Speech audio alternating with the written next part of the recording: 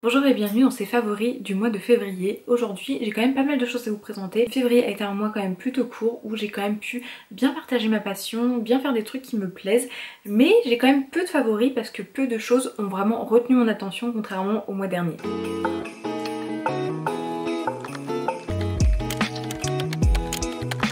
On va commencer tout de suite avec les favoris animés. En animé, j'en ai rattrapé quelques-uns, mais très clairement, pour les mettre en favoris, c'est pas le cas. Par contre, il y en a un que je vous en ai déjà parlé le mois dernier et je vous en ai déjà parlé à plusieurs reprises, c'est Jujutsu Kaisen. Jujutsu Kaisen, à chaque fois que je regarde les épisodes, je suis vraiment à fond dedans. Sauf que j'ai pas le temps, donc j'ai retardé ma fin de visionnage, la fin du visionnage de cette deuxième saison, et quelle erreur parce que très clairement, ça a été un animé incroyable. Que ce soit par le scénario qui est vraiment très cool, mais par les combats et par l'aspect visuel. Très clairement, l'animé Jujutsu Kaisen, il y a certains épisodes, c'était des claques monumentales. C'est des claques au point où je me cramponnais à mon bureau et j'étais juste en mode mais c'est incroyable ce que je suis en train de voir, parce que en fait quand je regarde Jujutsu Kaisen, je suis déjà attachée au personnage, je suis attachée à l'intrigue parce que le scénario vraiment je le kiffe, je veux en savoir plus. Il y a certaines choses que je comprends pas tout dans les combats et dans les sorts, mais why not, c'est comme dans Hunter x Hunter, il y a des trucs j'ai pas tout compris mais j'ai regardé et c'est passé. En fait ça a été un plaisir de visionnage très clairement. J'ai été émue, j'ai appris à aimer des personnages, par exemple moi Gojo Satoru.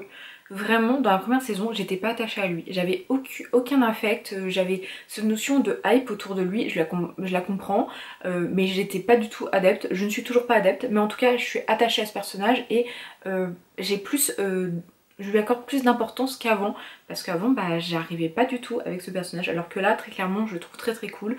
Les combats étaient incroyables.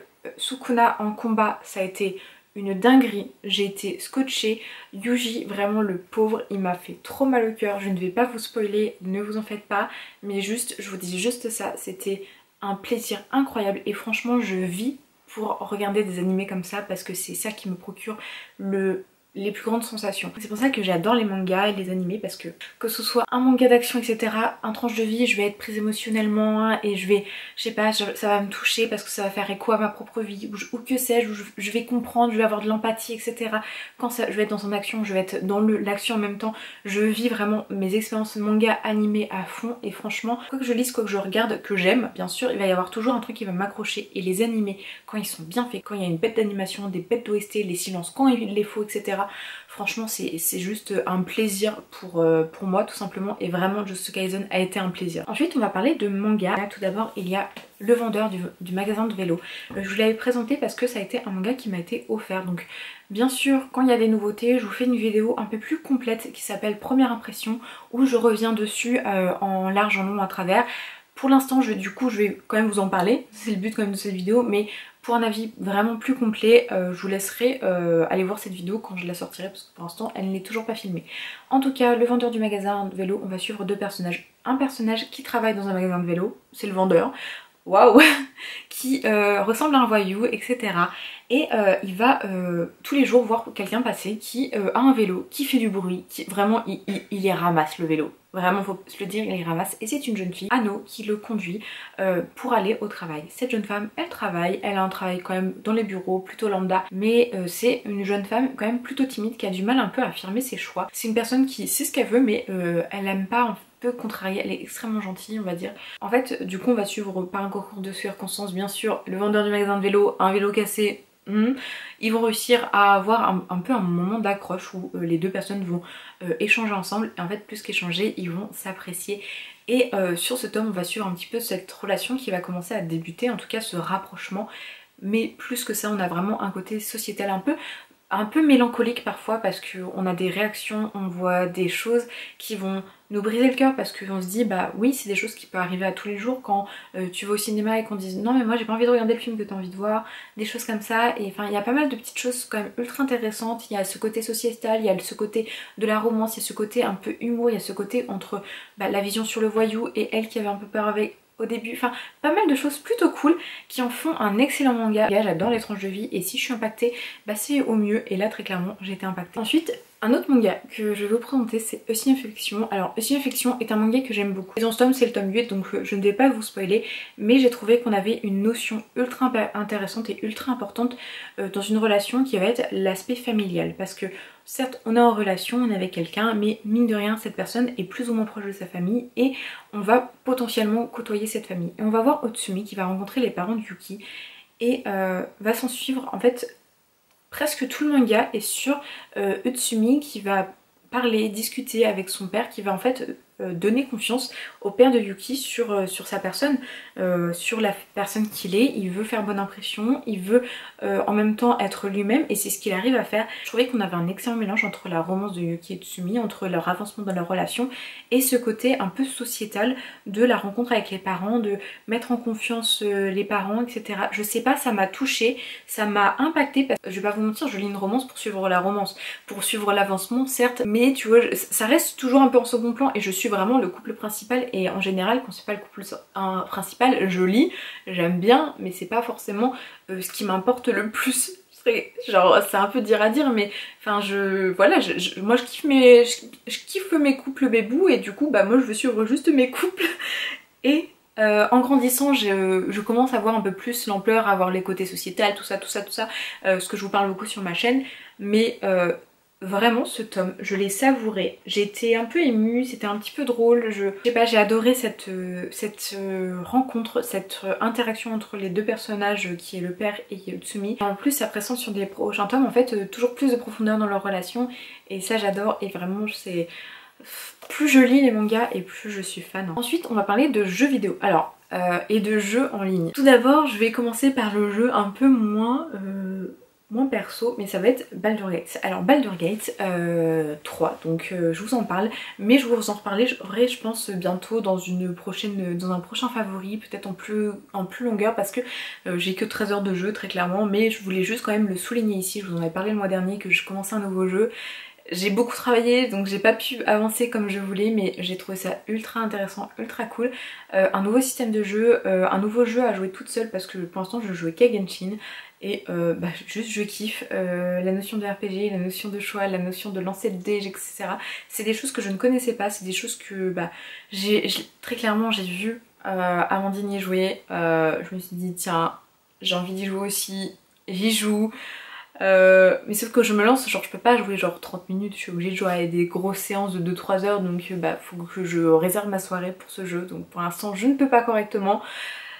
Ça va bientôt se résoudre ce mois-ci parce que j'ai absolument envie de jouer à Baldur's Gate, j'ai envie d'avancer dans l'histoire, je suis impatiente de découvrir un peu plus de ce monde. J'ai aussi personnalisé mon personnage etc. Enfin j'ai essayé de faire un personnage que je kiffe. Je vous mets une image juste là un peu de à quoi elle ressemble, j'ai mis des petits modes et tout pour avoir d'autres coiffures etc. Vraiment pour jouer le truc en roleplay vraiment. Moi je suis vraiment à fond dans ce truc là, j'aimerais juste réussir à mettre un mode pour avoir une tenue différente pour vraiment jouer ce rôle et genre enfin tu sais genre changer suivant les quêtes, suivant un peu l'ambiance etc.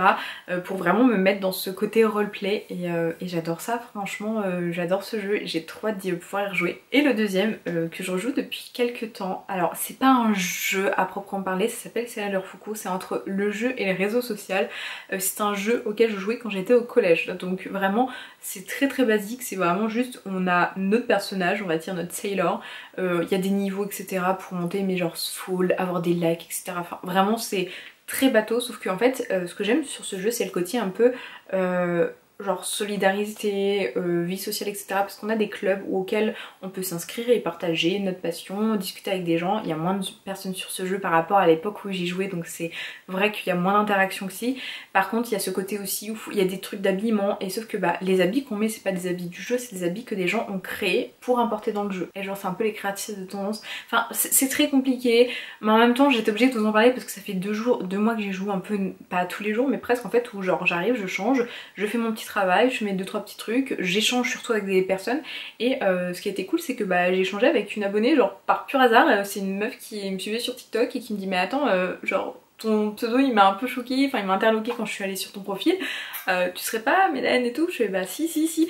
Et du coup on a échangé comme ça et c'était trop cool en fait. Et voilà, c'est des petits trucs comme ça où en fait genre surtout que c'est très vibe animé, manga, et c'est beaucoup de gens qui sont fans de ça, qui ont des sens de l'esthétisme quand même plutôt importants, etc.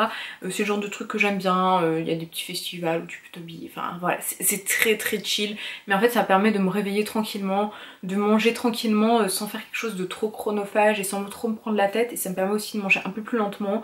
Et bah bon écoutez, j'aime quand même plutôt bien ce jeu et j'y joue quand même tous les jours presque, enfin plus ou moins longtemps. Très clairement c'est pas très long hein. Genre j'ai de jouer genre 10-15 minutes par jour, mais je sais pas, c'est ma petite habitude, c'est mon petit truc. Ensuite on va parler de manhwa. Alors très clairement je voulais vous en présenter deux parce que je pensais que j'aurais le temps d'avancer un peu plus sur ma lecture, mais je vais quand même le citer. C'est My In-Law Are Obsessed With Me, c'était un abonné qui m'avait dit de le lire. Je suis toujours pas à jour, tant que je suis pas à jour je ne vous en parlerai pas, donc je vous en parlerai sûrement dans les favoris du mois de mars parce que là j'ai encore beaucoup de chapitres à lire et je veux vraiment me faire un avis pour vous en parler, ou je ferai une vidéo sur plusieurs manhwas de chez Webtoon. Voilà, je cite parce que j'ai bien apprécié ma lecture mais je suis vraiment qu'au début, donc je préfère mieux ne pas vous en parler tout de suite, mais ça commence à bien se hisser fort dans mes favoris. En tout cas dans un favori du mois ça peut passer très crème parce que j'ai envie de lire la suite, très clairement. Par contre, ce que je suis presque à jour, parce qu'il manque quelques épisodes, c'est La Saveur des Sentiments. Alors La Saveur des Sentiments, je vous en avais parlé parce que je suis en partenariat avec Picoma, je vous le cache pas, donc je reçois des coins. J'ai pas assez de coins pour tout lire d'un seul coup, donc là j'attends bientôt je vais en recevoir pour pouvoir le lire. J'avais reçu une petite tasse, un petit verre, un petit gobelet, je me suis dit oh ça a l'air sympa, je vais tester. Sans grande conviction, juste parce que des fois ça me donne envie de découvrir parce que le personnage, très clairement, je l'ai trouvé cool. Plus que cool, c'était quoi ça? Genre comment je suis passée à côté? En fait ça va être un BL où on va suivre deux personnages. L'un est une personne qui travaille en tant que critique culinaire, qui va faire des émissions etc. Et qui est gay, qui se cache, qui a peur de faire son coming out etc. Donc on va avoir cette notion là. Et on va suivre quelqu'un d'autre qui est un écrivain qui est séparé depuis peu de temps. Et en fait il va y avoir une rencontre entre ces deux personnages pour un livre. En fait cet écrivain a du mal à un peu évoquer tout l'aspect nourriture etc. Et c'était un moment qui était important dans le livre qu'il était en train d'écrire. Il va y avoir au début un petit conflit entre les deux pour au final se résoudre. En fait cette personne a un souci au niveau des saveurs etc. Je vous laisserai le découvrir si ça vous intéresse. Ça va être deux personnages, l'un va être blessé, va avoir un passé, va avoir un passif qui fait qu'il a du mal à se lier aux autres etc. Et l'un a cette peur à tout instant qu'on découvre la personne qu'il est tout simplement, et du coup ne plus avoir de contact avec sa famille et tout ce que ça entraîne. Et on va suivre ces deux personnages qui vont d'abord apprendre à travailler ensemble puis se découvrir. L'un ou l'autre va tomber amoureux, je vous laisserai découvrir, mais juste c'est une relation et une histoire où on suit du coup des personnages, c'est très cool, mais on a cet aspect sociétal entre la maladie mentale, entre la vie sociale, entre le coming out, etc. Il y a plein de sujets ultra intéressants qui sont abordés et un récit qui est cool. En fait ça fait pas un récit qui est lourd parce que des fois il y a des récits, ça nous met des trucs sociétals, ça nous met des trucs et c'est lourd à lire parce que ça va pas dans l'histoire et on voit que c'est juste, enfin, c'est quelque chose qui te bourrine le crâne, alors que là c'est vraiment juste une lecture super appréciable qui nous prend aux tripes parce qu'il y a des sujets forts qui sont abordés, mais c'est tellement bien abordé que c'est dans l'histoire que ça se lit super vite, super bien, et vraiment j'adore ce manhwa. Je suis pas encore à jour, il me manque 5-6 épisodes. Vu que j'avais pas pu utiliser mes coins pour cette série et que j'ai suivi cette série après, vraiment tous les jours j'attendais que ce soit l'heure pour pouvoir lire mon chapitre, et j'avais un plaisir de lecture de chapitre qui était incroyable. Ensuite dans mes goodies j'en ai pas vraiment, mais je vais compter ça comme un goodies, ça va être mon bloc-notes Gentle Pen, je vais vous le montrer. Quand je suis allée à Lyon en fin janvier j'avais acheté ça à Gentle Pen, c'est une boutique de papeterie, et j'avais acheté ça en mode oh c'est sympa je vais l'utiliser etc. Parce que j'adore la papeterie, j'adore faire des listes etc. C'est comme ça que je m'organise sur ma journée parce que sinon très clairement je me pose, si je ne fais pas de liste de choses à faire, je me pose, je commence à lire un manga, j'en lis 18 et rien n'est fait. Très clairement je procrastine, je fais mes trucs de passion mais sauf que je ne fais rien de ce que je dois faire, et ce genre de choses m'aide beaucoup. Et je pensais pas que ça allait autant m'aider parce que là il y a en gros ça fait matin, après-midi, ça me permet un peu de scinder ma journée en deux. Parfois il y a des choses que je vais faire le matin, l'après-midi etc. Mais en tout cas, vu qu'en plus les cases sont plutôt petites, en fait ça me permet de pas mettre des listes à rallonge et qu'au final je fasse rien et je sois frustrée de ne rien avoir fait. Je sais pas, je le trouve mignon, c'est adorable, en vrai genre j'écris, je stabilote quand j'ai fait, genre comme ça c'est trop mimi.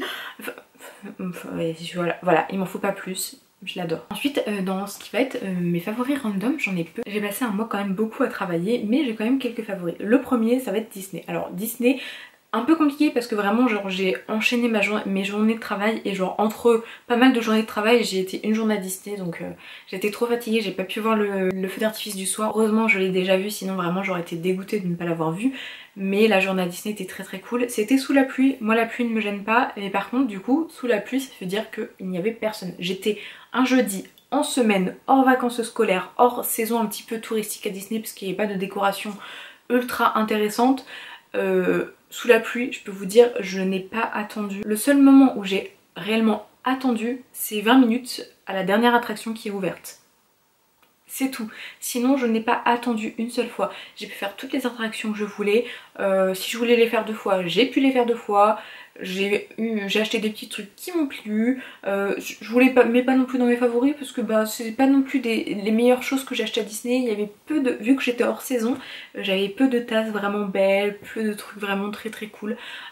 Mais c'était quand même super sympa. J'ai pu acheter ce que je voulais. J'ai passé un bon moment. J'ai été avec une collègue. Et c'est très cool. En plus elle a un pass à Disney annuel et du coup elle m'a demandé si je voulais venir avec elle, etc. Et du coup bah, j'ai payé genre les 2 parcs genre 30 €, 37 €, un truc comme ça. Donc écoutez, c'était pas bien cher, j'ai passé une bonne journée, Disney c'est trop cool, j'étais ravie. En plus de ça, je suis allée manger chez une collègue également, une collègue qui est aussi une copine, et elle nous accueillait comme une reine. Je vous mets juste une vidéo juste là, c'était un super bon moment, je pensais que j'allais rester 2-3 heures, je suis restée toute l'après-midi. En plus de ça, on a bien discuté, on a bien rigolé, genre sa maison a été trop belle, la table, et elle nous a accueillis comme des reines. Et on était 3, avec elle inclus, elle nous a accueillis comme des reines et c'était trop bien. Voilà, vraiment c'est une personne que j'apprécie vraiment beaucoup et quand on est accueilli comme ça fait toujours plaisir. J'ai accueilli et je suis allée à Emmaüs. Alors vous allez dire c'est quoi ça? En fait j'ai été à Emmaüs donc avec une collègue également. J'ai fait beaucoup de choses avec mes collègues ce mois-ci mais c'était vraiment très cool parce que déjà j'étais avec une collègue que j'apprécie beaucoup donc on a passé du bon moment et en plus de ça j'ai trouvé ce vase. Donc ce vase vous le voyez sur cette vidéo et cette vidéo en fait j'ai accueilli du coup mon père et ma soeur à manger et j'ai fait une jolie table et vraiment accueillir bien, vous savez, mettre la table, même si on fait pas des trucs fous hein, parce que moi j'ai acheté des cookies et genre j'ai ouvert un paquet de chips, j'ai fait des pâtes avec des pâtes à la bolo, donc quelque chose de ultra simple, mais en fait je l'ai genre j'ai mis des petites fleurs, j'ai mis de la petite déco et en fait ça me donne un côté tout de suite plus chaleureux, plus bah on est heureux de vous recevoir, je vous reçois bien, je sais pas, j'aime bien l'idée, j'aime bien ça, j'aime bien recevoir et j'étais vraiment contente de les avoir et j'ai voulu leur montrer comme ça et c'était juste trop bien. D'ailleurs je fais une petite aparté sur les fleurs parce que dans mon jardin, il commence à avoir des fleurs, je vous mets des vidéos là, j'ai acheté un bouquet de fleurs, on m'a offert des fleurs, j'adore les fleurs, franchement j'étais ravie. Voilà, je suis trop contente. Et c'est tout, je pense que c'est déjà pas mal pour mes favoris du mois de février. N'hésitez pas à me mettre vos favoris en barre d'infos, que ce soit des visionnages, des choses que vous avez fait, qu'est-ce qui a été cool dans votre mois. Je suis ultra impatiente de vous le lire. J'ai un regain d'énergie pour ce mois de mars aussi parce que je sais que mes vacances arrivent très proches. J'avais une semaine et j'ai trop hâte. En tout cas je vous souhaite une très bonne journée, une très bonne soirée. N'hésitez pas à vous abonner, à liker la vidéo, à me laisser un commentaire, ça me fait énormément de soutien sur cette petite chaîne. On est de plus en plus nombreux et franchement ça fait plaisir. Je vous laisse ici, je vous souhaite une bonne journée et surtout prenez soin de vous.